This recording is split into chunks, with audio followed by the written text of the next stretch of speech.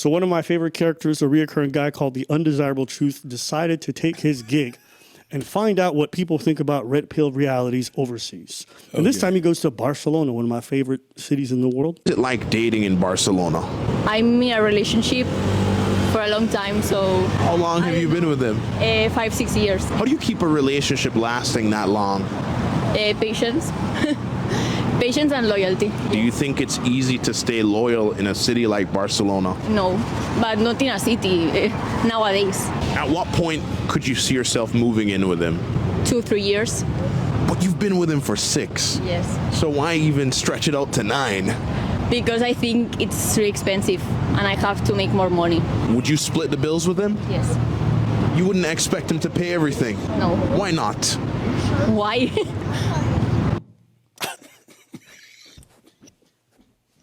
If you're a normal person, you know why this is funny. Because her reaction is our reaction. Do you know what I'm saying? Like, I know because of the internet and everyone watching online content, they think like the opposite is true, but like, as a normal people. And he's like, why? What do you mean that you would really split the 10-inch cocker? How would a woman know that you're going to drop a 10-incher on her? I really enjoy this guy's content more than I realize. I gotta start showing him some more love because like his reaction things are so funny to me, but he's really online brained. And like, don't forget, he does most of his interviews in Miami, one of the most superficial parts of the world. You should interview him. You should have a one-on-one talk, and then that would be banger. You know what the name of this segment is? Touch grass. If you touch grass, this is nothing is crazy. And touch grass is really just ABBA, like interviewing people that don't touch grass. You've never heard of the man paying for everything before? Yes, I think it's stupid. What led you to have that mindset? I don't know. I earn my money. I pay my things. Why my boyfriend would pay my things?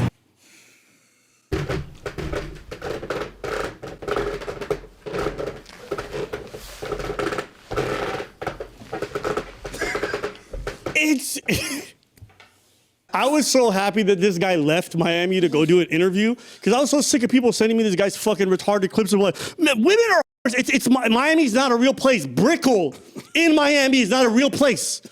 It's not. Like half the people are not even real people. They're filled with plastic. Most of them. The men too. How many dudes there got filler and else? The idea that you would take dating cues about the realities of the world from fucking Miami, Brickell.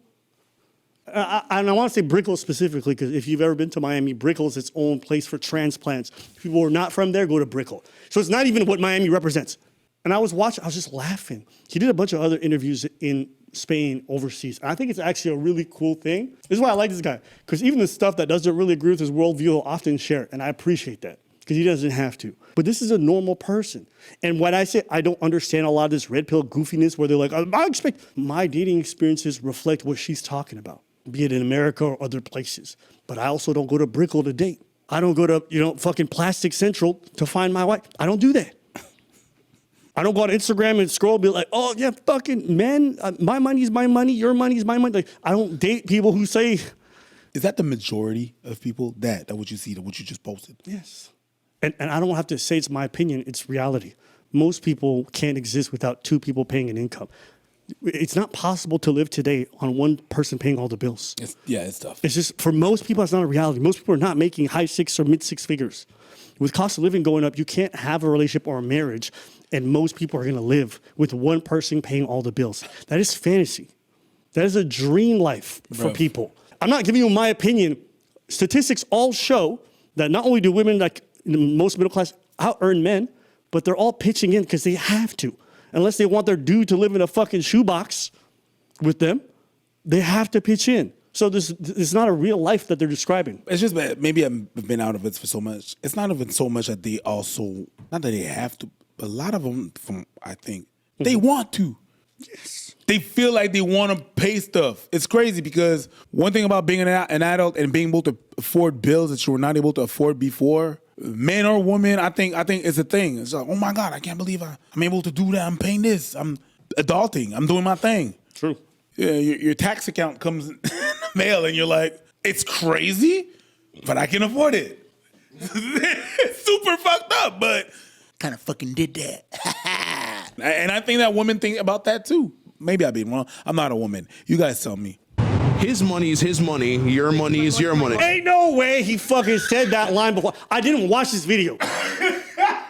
But like, y'all see what I mean when I say this is like goofy online talk?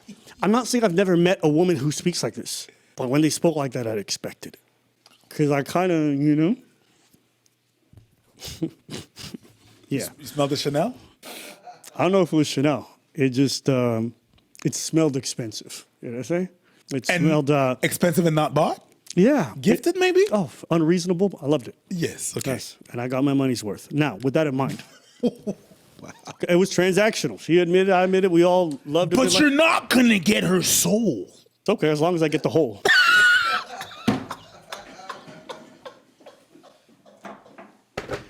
Think about this.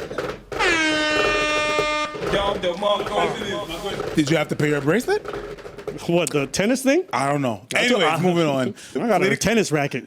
$20. So what do you think about Western cultures where they're like, my money is her money is hers? I think it's selfish. How do you handle dinners and that kind of stuff with your boyfriend? All the time? Yes. Maybe if it's my birthday, pues then he pays. And if it's his birthday, I pay. You know, some might say I expect him to pay for the dates. That's very common. I don't think everyone looked exactly like what she described at the end there, but I think it's very common for people to pitch in. And I had this conversation with somebody who thought like the my money, your money, my money thing. And I remember telling her, it's like, I don't care if you make like 1/10 or 1/50 of what I make, but proportionally you should pitch in. It don't make sense that we both involved in labor. We both are taking care of things at home. We're both trying to be equitable in so many different ways. And that you think that your part doesn't matter. And I almost equated it to this like, listen, I don't mind carrying all the groceries, but if you see my hands are full and there's a tiny little bag, bitch, pick it up. That's what you're capable of, and you're gonna help me out. And if you didn't, I wouldn't look at you like, oh my God, this. I just think like, how selfish. It doesn't cost you anything to pick it up. It's the minimal amount of care. But you wanna be like, it's a man's job. You're a bit of a fucking loser to me. Maybe it's the experiences I grew up around with or the kind of women I grew up around with. And a lot of them probably didn't want to work as much as they had to. And I can understand that. But I could never imagine seeing the powerful, the great women that I grew up around not pitching in. And to me, that's a loser mentality. It has nothing to do with, oh, you can't afford. If you broke, just say so. It's nothing to do with that shit.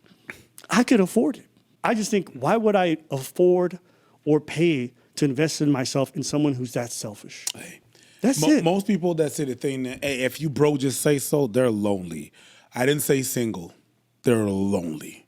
That's it. And I think at the end of the day, anyone's going to say whatever they want. They'll be like, life should be like, you live your life however you want. I'm just not personally interested in being with someone who can help but just won't because gender roles. And if it That's works, corny to me. Yeah, if it works for you, good, but... 36. I just turned 35, actually. That's her birthday today. Hear that accent? Hear that accent on her? Yeah. How long have you been together? Since I'm 16, so... 20 years. Yeah. 20 years? Yeah. Hold on. Yeah. Hold on. How is it possible to be with someone for 20 years if you don't slide your 10-inch cocker? I love this one. I love when he talks like that. How do you even keep a Pause. How? Wait. How? Where was all that when you was in Barcelona? You was all chill when you was talking to, La Dona Chiquita over there, but near you all like, yo, bumbleclad boy, yo. How you do things like this, bus 20 a year? Where's that from? together for that long? I mean, Consistency, and we got to make it happen for us and also for our family. communication. We have 3 kids together. 3 children? Yeah, Yes. and been married for like 13 years. Wait, so you're married too? Yeah. 13 years married. Sir. Communication. 13 years and not damn mentor to 3 kids. How do you talk? How do you communicate? How do you do that for 20 years? And you're married? So you guys are in marriage together? 13 years married? 3 kids? Is it his? And if you guys don't get it, these are questions he's asked before. How long have you had a baby? It's almost 2. Was it with him or with somebody else? Tim? meet in America? Nine No, friends. we meet and friends. But why do you think so many couples struggle to make it work? Go ahead. They quit too easily, I guess. Like they like, They don't like to fight. yeah. It's I mean, we got one thing we say: love is bigger than anything, and also you got to, let's say, love is like kind of faith for us. It's not easy, but you have to work for it. You know, Yeah. it's not easy. You know, you have to communicate it a lot. Yeah. Like, So what was the hardest challenge that you faced in the last 20 years of being together? whew, a lot of challenges.